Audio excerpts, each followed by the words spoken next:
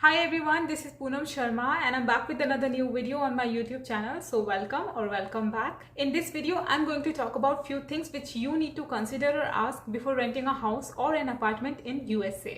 So let's get started.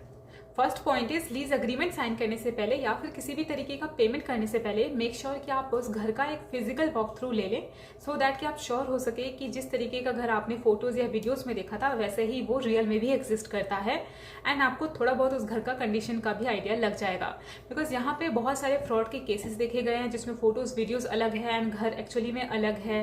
कई cases में तो पैसे लेके चले जाते हैं, फ्रॉड कर जाते हैं एंड घर पता चलता है कि एग्जिस्ट ही नहीं करता है। But at the same time her cases ऐसे नहीं होते हैं। सो अगर आप इंडिया में रहते ही कोई घर यूएसए में एडवांस बुक करना चाहते हैं तो in that case I would suggest कि अगर आपका कोई नोन पर्सन यूएसए में है तो आप उससे रिक्वेस्ट करिए कि एक बार घर को फिजिकली वेरीफाई करके आ जाए सो दैट कि आप पेमेंट कर सकें। सो हमने भी इंडिया में रहते ही एक घर सेलेक्ट किया था बट पेमेंट नहीं करी थी because we were also scared of fraud. हमने सोचा था कि जिस दिन हम लैंड करेंगे उसी दिन घर का वॉक थ्रू लेकर पेमेंट कर देंगे, बट जिस दिन हमने लैंड किया यहाँ पे कॉल किया वॉक थ्रू के लिए तो पता चला कि घर ऑलरेडी रेंट पे चढ़ चुका है।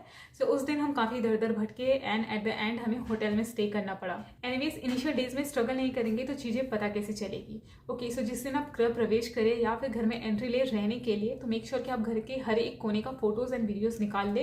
एक रिकॉर्ड हो जाएगी कि जिस दिन आप घर में आए थे उस दिन घर की क्या कंडीशन थी सो दैट कि आप जब भी मूव आउट करेंगे वहाँ से, जब भी आप उस घर को छोड़ेंगे तो उस दिन अगर कोई भी डिस्प्यूट होता है रिलेटिंग टू डैमेजेस या फिर रिपेयर्स तो आपके पास ऑलरेडी प्रूफ है, आप वो शो करके वो डिस्प्यूट को रिजॉल्व कर सकते हैं। Next thing is to check lease agreement and negotiate wherever you can. तो यहाँ पे जनरली लीज टर्म 6 मंथ्स या फिर 1 ईयर का होता है which is a little problematic because अगर आपको किसी भी वजह से ये स्टेट छोड़ के दूसरे स्टेट में शिफ्ट होना पड़ गया तो इन दैट केस आपको लीज टर्म ब्रेक करना पड़ेगा and you will have to pay the fine. हमारे केस में क्या है, हमारा लीज अग्रीमेंट हर महीने रिन्यू होता है तो उस केस में हम सेफ है। अगर कभी भी हमें छोड़ना होगा तो हमें सिर्फ 1 महीने का प्रायर नोटिस देना है एंड दैट्स इट।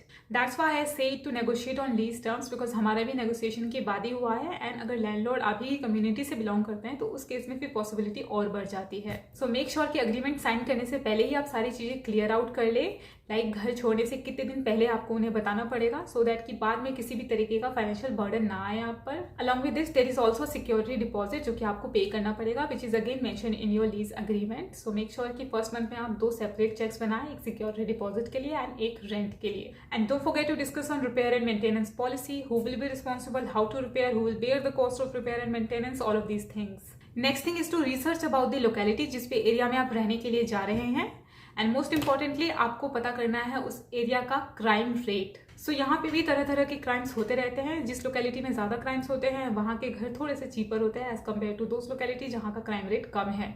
इसके लिए I would suggest you a website called crimespot.com। उस वेबसाइट पे जाके आपको किस भी एरिया का देखना है कि क्राइम रेट क्या है, वहाँ पे कितने तरह तरह के क्राइम्स हुए हैं रिसेंट में, पास्ट में, वो सब आपको उस वेबसाइट से पता चल जाएगी।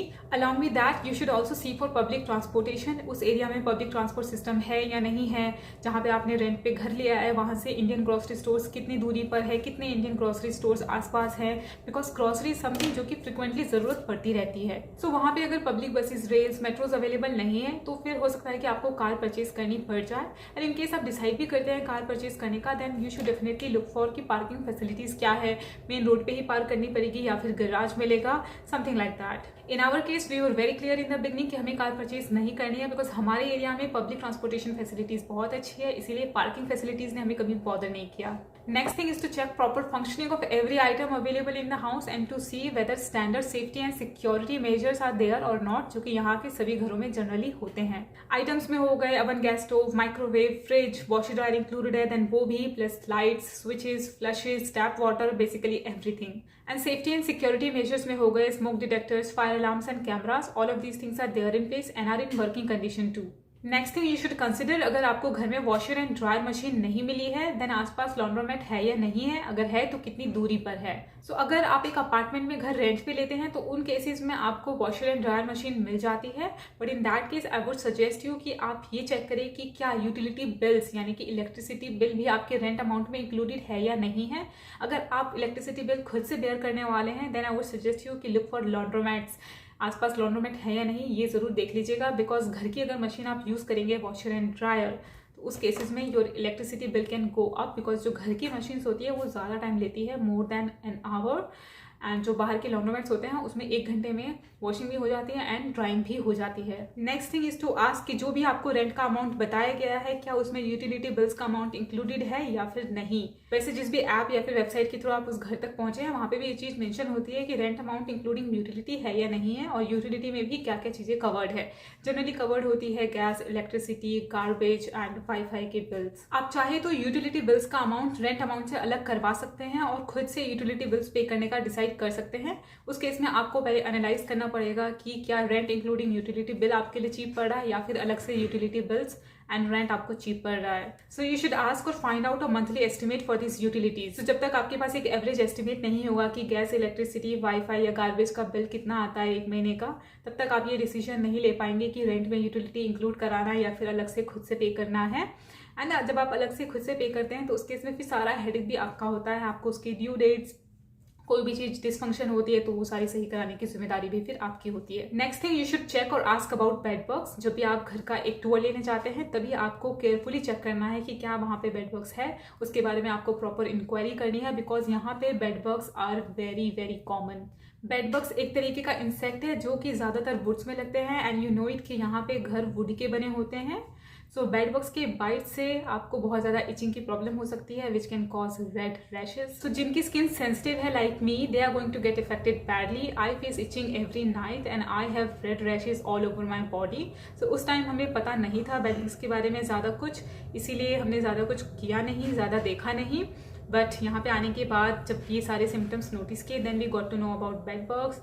इनफैक्ट एक और बात का ध्यान रखिएगा कि अगर घर में आपको कोई सामान भी मिल रहा है एडिशनली तो वो सामान कितना पुराना है ये पूछ लीजिएगा, बिकॉज जितना पुराना है बेड बग्स होने के चांसेस उसमें उतने ज्यादा हैं। That's why I would suggest कि आप सारे सामान को, स्पेशली वुड्स के आइटम को केयरफुली चेक कर ले। बेड बग्स बहुत ही छोटे होते हैं, आपको इतनी दूरी से नहीं दिखाई देगा, इसलिए बहुत ही क्लोजली आपको जाकर देखना पड़ेगा एंड बहुत ही केयरफुली आप नोटिस करेंगे तभी आपको दिखाई देगा। And believe me, bed bugs एक बहुत ही सीरियस प्रॉब्लम है एंड ऑनगोइंग प्रॉब्लम है, इसका कोई इलाज नहीं है। सो यहाँ पे एक बेडबग स्प्रे आता है टू किल बेडबग्स, हमने उसका यूज़ किया है बट उसके यूज़ के बावजूद भी हमें कोई डिफरेंस नज़र नहीं आया।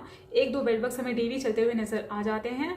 सो I think the problem is in the main wood of the house. Next thing, you need to ask your landlord कि क्या उस घर में नॉनवेज बनाना या फिर खाना अलाउ है या नहीं है, and it needs to be ask in the very first day before signing the agreement. Because अगर आपके लैंडलॉर्ड इंडियन है एंड बहुत सारी इंडियन कम्युनिटीज़ हैं जो कि नॉनवेज नहीं प्रेफर करती है अपने घर पे, ना खाती है वो, ना ही अलाउ करती है घर पे बनाना, लाइक इन आवर केस। तो हमने फर्स्ट डे पे नहीं पूछा था, हमें ये बाद में पता चला। So that's why we are regretting, but yeah that's why we are suggesting you to ask it. कोई भी हो, चाहे अमेरिकन ही हो या इंडियन हो, यू शुड आस्क इट, कुछ नहीं जाता पूछने में। नेक्स्ट पॉइंट इज फॉर दोस्त जिनके पास पेट है या फिर बाद में वो लोग पेट रखना चाहेंगे। So you need to ask your landlord about pet policy and restrictions, because कुछ लोग पेट रखना अलाउ करते हैं, कुछ नहीं अलाउ करते। कुछ लोग अलाउ करते हैं बट सम रिस्ट्रिक्शंस के साथ अलाउ करते हैं, लाइक नंबर ऑफ पेट्स पे रिस्ट्रिक्शन लगा देंगे या फिर टाइप ऑफ पेट पे रिस्ट्रिक्शन लगा देंगे। सो यहाँ पे सबका अपना अपना रूल्स एंड पॉलिसीज रहता है एंड यहाँ पे पेट को एक अलग किराएदार माना जाता है, इसीलिए उसको अपने साथ रखने के लिए आपको एक अलग फीस देनी पड़ेगी या फिर रेंट के साथ एक एडिशनल अमाउंट, या फिर मे बी रेंट में ही इंक्लूडेड हो अगर आपने पहले ही इंटीमेट कर रखा है अबाउट योर पेट। सो यहाँ पे लैंडलॉर्ड आपसे एक प्रूफ भी मांग सकते हैं पेट इंश्योरेंस का, बिकॉज यहाँ यूएसए में पेट को लेके बहुत सारे लॉस हैं जिसका कि आपको ध्यान रखना पड़ेगा। Next point is for those who are on a tight budget and wants to save their money as much as they can. So यहाँ पे शेयरिंग अपार्टमेंट का कंसेप्ट भी होता है। अगर आप एक पूरा फ्लोर एक अपार्टमेंट पे रेंट पे नहीं लेना चाहते हैं तो you can go for shared apartments. उसमें आपको सिर्फ एक रूम रेंट पे मिल जाएगा, किचन या फिर वॉशरूम भी हो सकता है कि कॉमन हो।